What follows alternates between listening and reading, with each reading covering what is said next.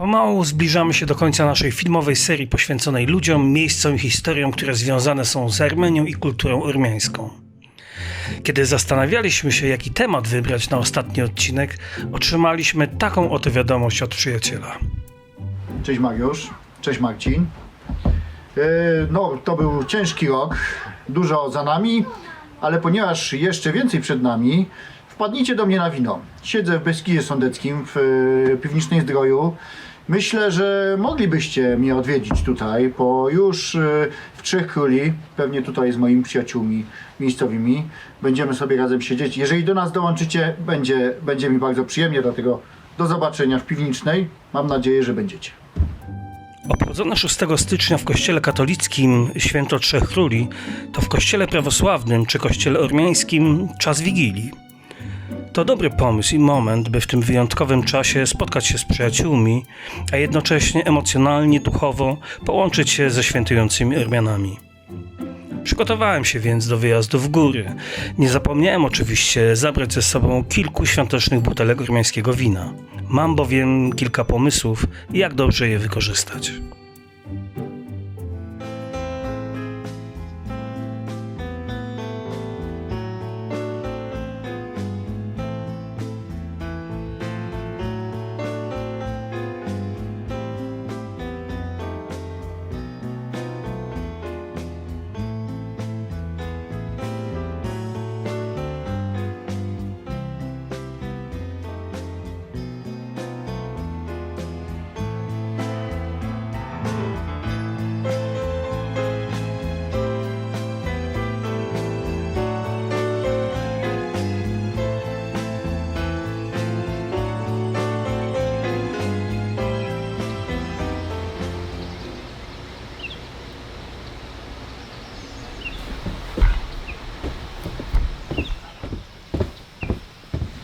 Zaproszenie przyjęte. Przyjechałem. Pięknie jest. Zapach lasu, zapach, który uwielbiam, dymu z kominka. Są świąteczne ozdoby. No i mam nadzieję, że czeka mój przyjaciel na mnie. Heja, heja! A ty widzę, tutaj szykujesz niespodzianki jakieś. Czołem, dobrze, że dojechaliście w końcu. Cześć. Czołem.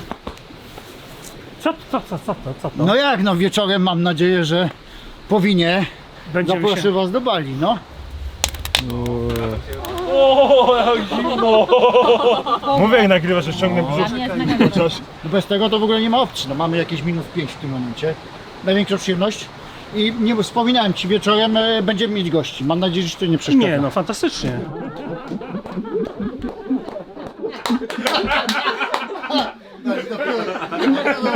Zresztą przyznam, że jestem przygotowany, bo mam ze sobą kilka zacnych butelek, więc czasu nie będziemy tracić. Okej, no to super. A później już jak tych Trzech Króli pójdziemy sobie na wycieczkę. Pójdziemy? Nie? Tak, absolutnie. No. Dobra. Biorę to, dorzucamy? Tak.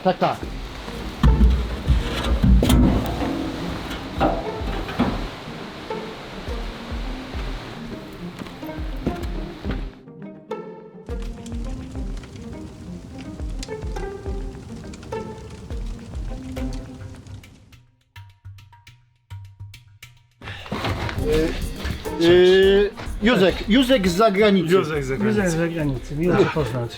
Miło też. Dojechałeś na... Pewnie, nie? Chodź do nas, chodź. To chwila tylko. No to... Goście kolejni się schodzą. Dobrze, ale tam... Otworzyliśmy wino.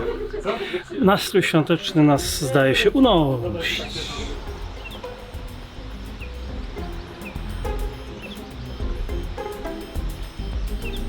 Cześć, Tomatka i Grzesio. Kozice piwniczańskie. Kozice piwniczańskie. Opowiadałem ci. Opowiadałem. No myślę, że wspomnimy o tym. Zapraszamy, słuchajcie, wszystko gotowe na stole. Czekamy na kolejnych gości. Co to mamy? Co to jest? Słodkie jedzonko. Takie na słodko. Znaczy, Ale to jest takie danie, które się na święta je? na święta się je. Aha. Nie ma granic, słuchajcie. Słowacja, Polska, Armenia. Mieszamy wszystkie miksy. Tak się miło poznać w końcu, nie? W końcu, tak. Czołem, cześć. Goście już są, dobre nastroje są, możemy otworzyć pierwsze butelki wina. No jak pierwsze butelki, to wiadomo, wino białe. Mam 3 propozycje, wszystko oparte na lokalnych, endemicznych, ormiańskich odmianach. Zobaczymy, jak wina wypadną przy świątecznym stole. Słuchajcie, 3 butelki białego wina, no bo tradycja nakazuje zacząć od białego. Wszystkie wytrawne, tylko lokalne, ormiańskie odmiany. Bardziej jestem ciekaw, które Wam zasmakują. A co to są za odmiany? Pamiętasz? Nie pamiętam, ale opowiem o nich przy otwieraniu butelek. To są podchwytliwe pytania, które nie są wskazane w takim momencie. Słuchajcie, zanim przeskoczymy sobie z białych win na czerwone, to może parę słów o tym, dlaczego się spotkaliśmy, bo kręcimy ostatnią, 6. część naszego cyklu Armenia to ja. No i mamy 6 stycznia 2021 roku, czyli święto Trzech Króli. Kościół ormiański i w ogóle prawosławny no, swoją wigilię ma, swoje święta zaczyna 6 stycznia. No i spotykając się tutaj dzisiaj, chcieliśmy stworzyć taki pomost emocjonalny i rozmawiając sobie tutaj o winach, pijąc ormiańskie wina, wysłać nam trochę, nie nam, tylko naszym przyjaciołom w Armenii, trochę pozytywnych emocji, dobrych uczuć, życzeń wesołych świąt. Zrobimy to oczywiście, spełnimy toasty ormiańskim winem.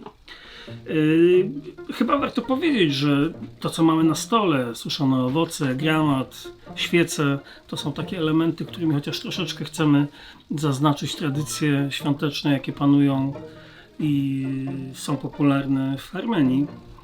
Zabieram się za otworzenie butelki wina. Za chwilę pożyczymy naszą. Zgaduję, że Areni. Skąd wiedziałeś? Jednak wykonaliśmy tutaj troszkę pracy pedagogicznej i szkoleniowej. Okazuje się, że niektórzy, nawet najbardziej odporni na wiedzę uczniowie, są w stanie niektóre wiadomości przyjąć.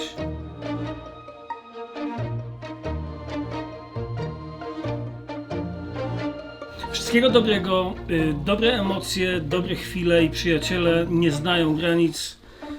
Niech się wszystkim dobrze darzy. Wszystkiego najlepszego. Na zdrowie!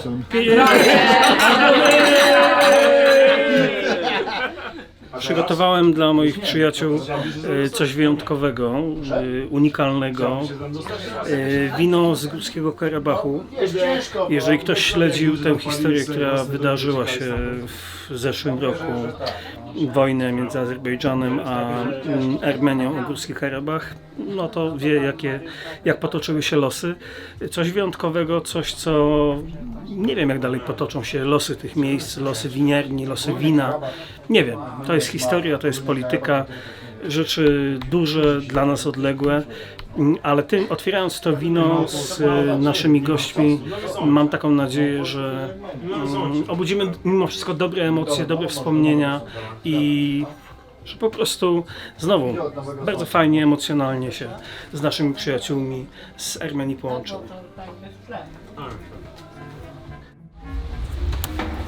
Nie, wierz mi, Sylwestry goście dla mnie bania. To jest pewnie bania. Idealnie, bo to wiesz, no.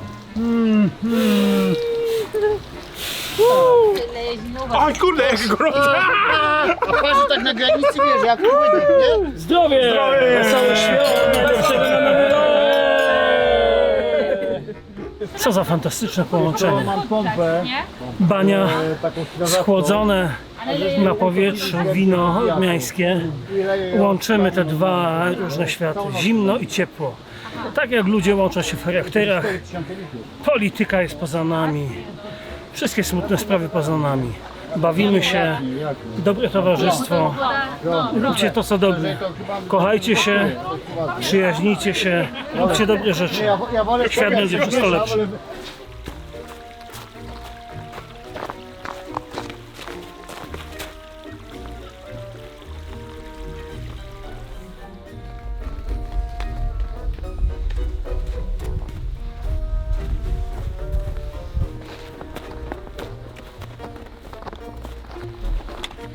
Dzień dobry, gospodarzu, można?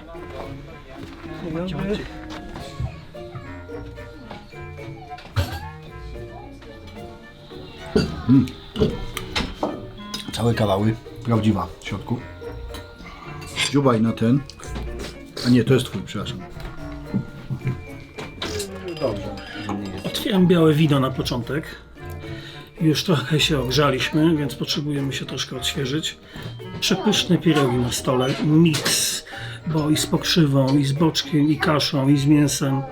No i żeby jeszcze sobie trochę podbić apetytu z naszymi gospodarzami, jak to po kolędzie bywa, napijemy się ormiańskiego wina. Zaczniemy od białego. Jedną z takich fajniejszych tradycji, jeśli chodzi o święta, zarówno w Armenii, na Kaukazie czy w Polsce, to jest tradycja odwiedzania się, tradycja kolędowania. Ponieważ jesteśmy w górach, zawędrowaliśmy do chaty Magura, ale nie ja będę o tym opowiadał. Chciałem gospodarza tego miejsca, Andrzeja Nowaka, zapytać, gdzie jesteśmy. My wiemy gdzie, ale żeby nasi widzowie mogli nas namierzyć geograficznie, gdybyś w kilku słowach mógł opowiedzieć o miejscu. To jest chata na Magurach. To jest taki przysiłek Kosarzysk w Piwnicznej Zdroju w Beskidzie Sądeckim. 300 metrów mamy do granicy państwa ze Słowacją. Jesteś stąd? Czy zawitałeś, zostałeś? Nie, ze Śląska, a właściwie z Zagłębia Dąbrowskiego. Aha. I co cię tak uwiodło tutaj? Że... No, zawsze kochałem góry, chciałem mieszkać w górach. I tak zamieszkałem od 20 lat. Jesteśmy w samym środku lasu, bardzo przytulnie. Zwierzęta dzikie zaglądają? Bardzo dużo. Tak, jakie? Bardzo dużo jeleni jest, no są rysie, dziki, często widać zryte łąki. Sarny oczywiście. No i niedźwiadek też się zdarza. Zdarza się niedźwiadek, no są wilki. Wilków jest sporo, są watachy duże tutaj zaraz na Słowacji. Otwieram coś pomiędzy białym a czerwonym, co nas przygotuje na poważniejsze wino, czyli różowe. Nie jest może ono bardzo w tej chwili w Armenii popularne. W Polsce na przykład zyskuje bardzo na popularności. Jako wino lekkie, przyjemne, owocowe, po prostu na stół i do picia w dobrej kompanii.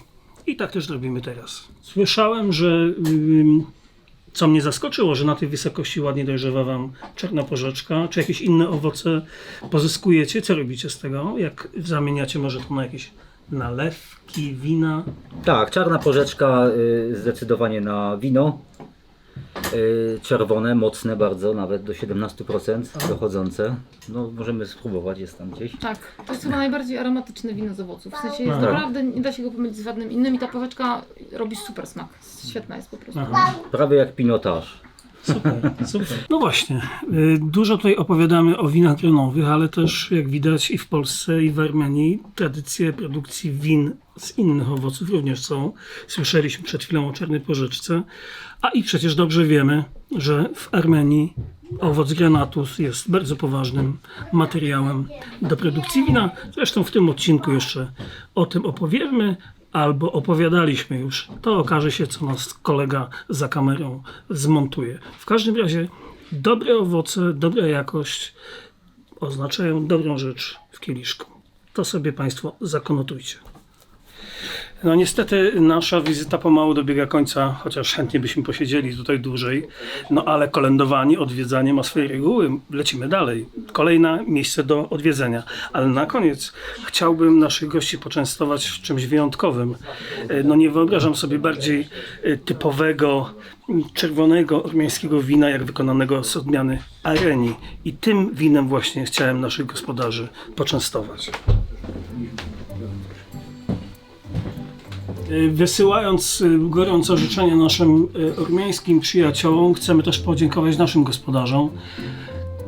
Czy może być lepsze pożegnanie jak kieliszek dobrego ormiańskiego wina? Wesołych świąt naszym gospodarzom i wszystkiego dobrego na nowy rok tutaj gospodarzom. Wszystkiego dobrego. Żeby zawsze była pełna chałupa. Tak jest. Tak jest. Udało się.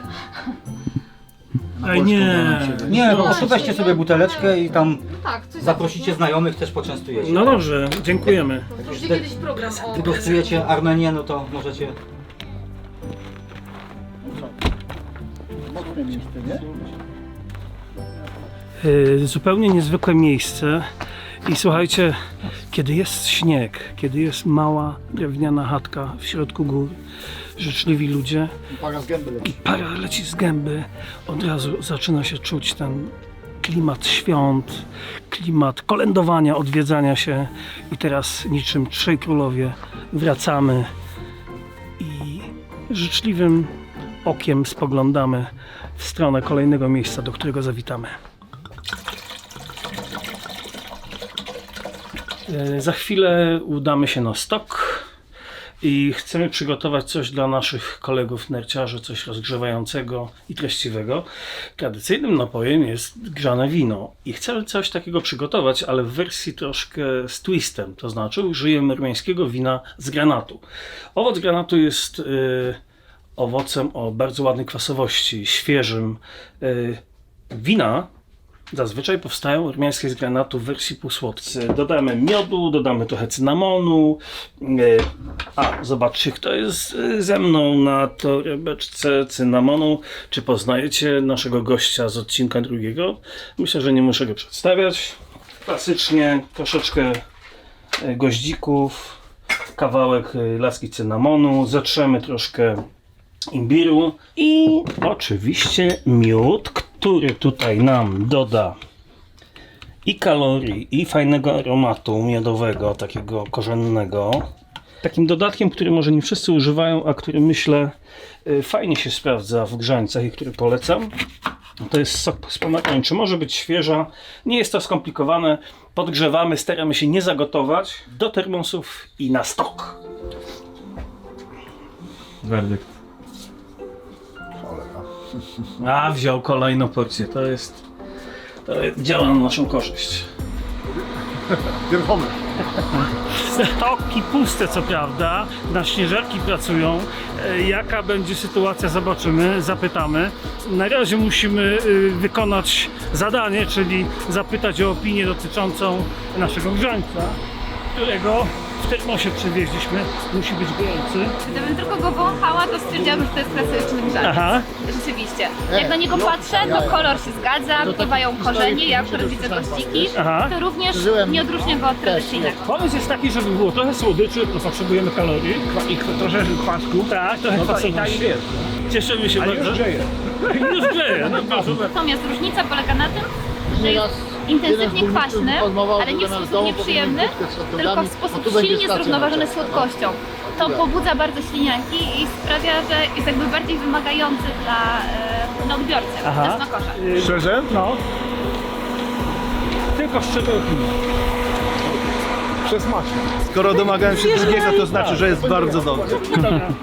Bardzo angażuje, jakkolwiek dziwnie to brzmi, czy grzaniec może angażować, ale on angażuje, bo te ślinianki pracują przez tą kwaskowatość bardzo intensywnie, ale jest to natychmiastowa przyjemność wynikająca z tej słodyczy. Więc, Czyli po nartach może nawet trochę pobudza do zjedzenia czegoś, prawda? tak, zdecydowanie, a jeszcze zważcie na to, że rzeczywiście skiturowcom, narciarzom trochę zasycha w ustach i ta praca ślinianek daje Dobrze takie robi. ukojenie, rzeczywiście. Wyjątkowe, inne, armeńskie, słońce. Jeszcze w takich Słońce, okolicznościach, taka tak. no, tak. Przecież mi nie chce dać. Proszę, chyba sam się napije jeszcze.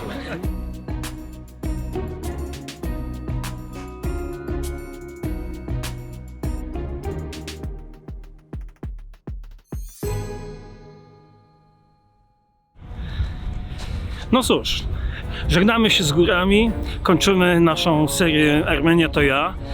Kto śledził nasze odcinki, zauważył pewnie, że zaczęliśmy w samym środku lata, kończymy w samym środku zimy.